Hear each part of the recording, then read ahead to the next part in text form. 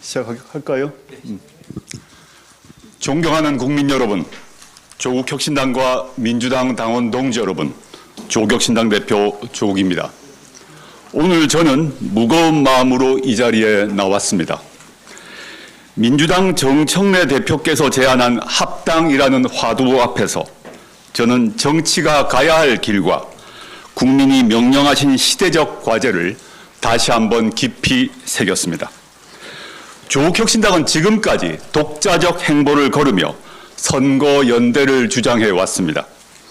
집권 여당 대표의 공식적 제안을 받은 후에는 당내 민주적 토론과 공적 절차라는 정도를 밟으며 차분하고 질서 있게 합당 논의에 대응해 왔습니다. 무릇 정치는 비전과 가치가 중심이 되어야 합니다. 조국혁신당은 민주당의 제안을 받고 세 가지를 자문했습니다. 이재명 정부의 성공을 위하는 것인지, 양당의 주권 당원들이 원하는 길인지, 그리고 조국혁신당의 비전과 가치가 실현되는 길인지를 치열하게 수기했습니다. 조국혁신당 당원들과 국민들은 기대했습니다. 집권 여당인 민주당이 개방적 태도로 사회권 선진국 비전, 정치개혁과 연합정치, 제7공화국을 위한 개헌, 토지공개념과 부동산 개혁 등 조국혁신당이 추진하는 핵심 의제들에 대해서 진지하게 논의할 것으로 믿었습니다. 그러나 정작 합당을 제안한 민주당은 이런 논의에 들어가기보다는 권력 투쟁에 들어갔습니다. 민주당에 묻습니다. 지금 민주당 내부에서 벌어지는 상황이 비전과 정책에 대한 생산적 논쟁입니까? 아니면 내부 권력 투쟁입니까? 국민들이 실망하고 계십니다. 새 정부가 출범한 지 1년도 지나지 않은 시점에 총선 공천권을 가진 당권과 차기 대권을 염두에 두고 격렬한 권력 투쟁을 벌인 집권 여당이 있었습니까? 게다가 그 권력 투쟁을 이기기 위해서 합당 제안을 받은 우당인 조국혁신당과 대표인 저에 대하여 허위 비방을 퍼부었습니다. 터무니없는 지분 밀약설, 조국 대권론을 유포했습니다. 심지어 색깔론까지 동원했습니다. 국민의힘 출신 인사는 과거를 묻지 않고 환대하면서 국민의힘에 가장 앞장서서 싸워온 동지를 공격하는 행태를 어떻게 이해해야 하겠습니까? 지금 조국혁신당을 공격하는 사람 중에는 과거 문재인, 이해찬 등 민주 진보 진영의 지도자들을 비방하고 모욕한 이들도 있었습니다. 통합은 문재인, 이재명 두 분 대통령과 이해찬 전 총리 등 민주 진보 지도자들의 지론입니다. 그 뜻을 잘 알기에 인내하고 또 인내했습니다. 조국혁신당이 인내한 것은 이재명 정부의 성공과 민주 진보 진영의 더 큰 성공이라는 목표가 있었기 때문입니다. 지난 대선에서 이재명 후보의 당선을 위해 후보를 내지 않은 조국혁신당에 대한 모욕과 비방은 통합 논의의 심각한 장애물이라는 점을 분명히 합니다. 이에 다시 한번 확실히 밝힙니다. 국민들과 양당의 당원들 앞에서 다시 한번 단호히 말씀드립니다. 어떠한 미략도 없었습니다. 어떠한 지분 논의도 없었습니다. 존재하지도 않은 미략을 전제로 추궁하고 공격을 퍼붓는 정치적 이유, 가히 짐작이 갑니다. 거론되지도 않았던 지분 논의를 들먹이며 줄 지분이 없다고 비난하는 행태, 모욕적입니다. 저는 정치에 투신한 후 언제나 민주진보 진영의 승리에 복무했습니다. 경고합니다. 저와 조국혁신당을 내부 권력 투쟁에 이용하지 마십시오. 우당에 대한 기본적 예의를 지켜주십시오. 대의 중심의 큰 정치가 답입니다.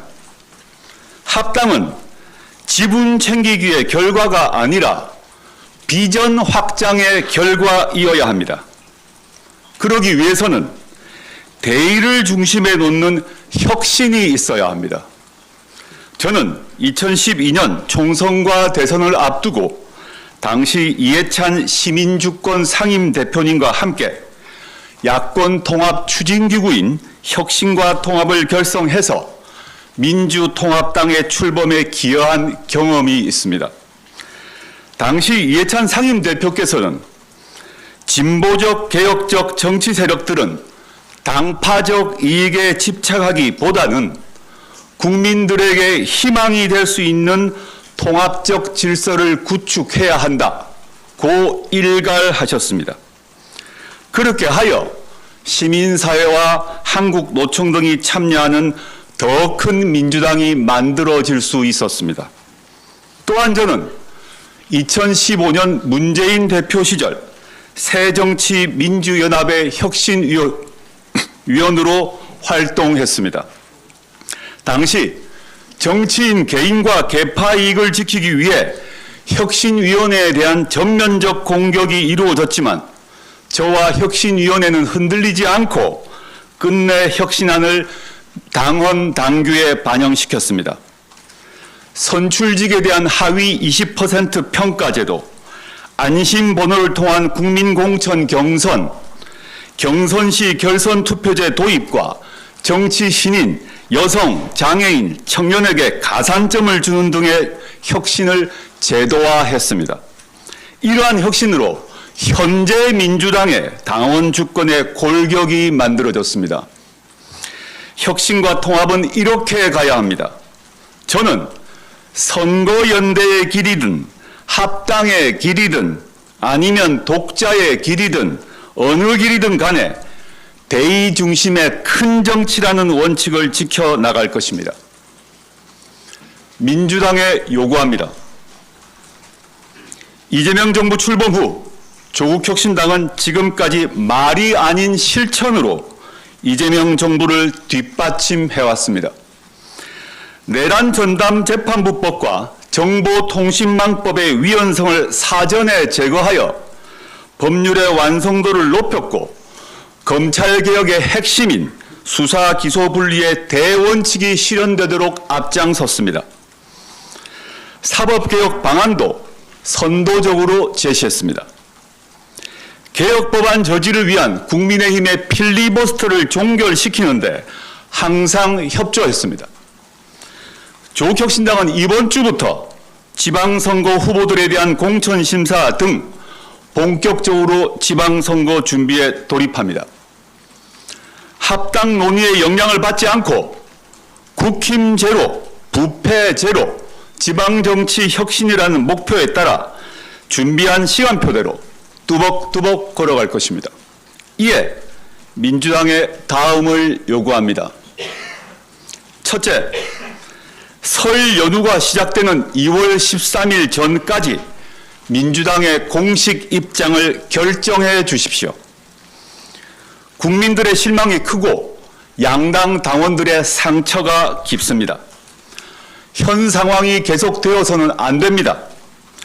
2월 13일까지 공식적이고 공개적인 답변이 없으면 조국혁신당은 합당은 없는 것으로 하겠습니다. 둘째, 가야 할 길을 명확히 선택해 주십시오. 합당을 하지 않고 별도 정당으로 선거연대를 이룰 것인지 아니면 선거연대도 하지 않을 것인지 또는 하나의 정당 안에서 가치와 비전 경쟁을 할 것인지 명확하게 선택해 주십시오. 셋째, 조국 혁신당의 비전과 가치에 대한 태도를 밝혀주십시오. 사회권 선진국의 비전을 수용할지 거부할지 밝혀주십시오. 총선 시기 한동훈 씨 등 국민의힘 인사들은 빨갱이 비전이라고 비방을 했는데 유사한 생각을 하고 있지 않은지 밝혀주십시오. 대선 전 합의했던 정치개혁을 실천할지 말지, 실천한다면 어떻게 실천할 것인지 밝혀주십시오. 2018년 이재명 성남시장님의 기초선거구제 개혁 제안을 실천할 것인지 밝혀주십시오. 제7공화국을 위한 개헌을 할 것인지 말 것인지 밝혀주십시오. 토지공 개념이 좌파 사회주의 정책이므로 폐기해야 한다고 인식하고 있는지를 밝혀주십시오. 조국 혁신당은 언제든지 토론할 준비가 되어 있습니다. 마지막으로 정청래 대표님과의 회동을 제안합니다. 제가 요구한 상황에 대하여 민주당이 공식적으로 결정을 하면 대표 간의 만남이 있어야 합니다. 그 만남에서 다음 단계를 논의할 수 있을 것입니다. 존경하는 국민 여러분, 조국혁신당 그리고 민주당의 당원 동지 여러분, 민주진보 진영은 어떤 비바람 속에서도 연대하고 단결해야 합니다. 내란 청산은 끝나지 않았습니다. 지방선거에서 내란 극우 세력을 정치적으로 심판하고 청산해야 합니다. 그리고 내란 이후의 세상을 본격적으로 열어야 합니다. 이 시대적 과제는 연대와 단결로 성과를 낼 수 있고 그것이야말로 이재명 정부의 성공을 확실하게 뒷받침하는 길입니다. 저는 어떤 상황에서도 민주진보 진영의 연대와 단결의 광장을 지키고 넓히겠습니다.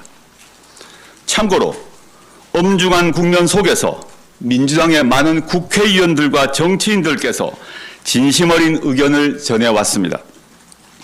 합당을 지선 전에 꼭 해야 한다는 의견, 지선은 선거 연대로 치르고 지선 후에 합당하자는 의견, 원내교섭 단체 요건 완화시킨 후 연합정치를 하자는 의견 등 다양했습니다.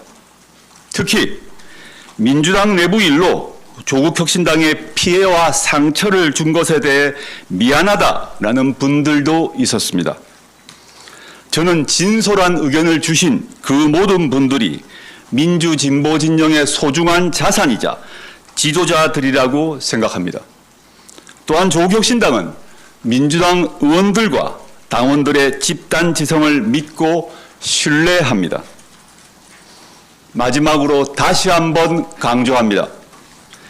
지분이 아니라 대의를 중심에 놓고 큰 정치를 합시다. 민주당의 답변을 기다리겠습니다. 감사합니다.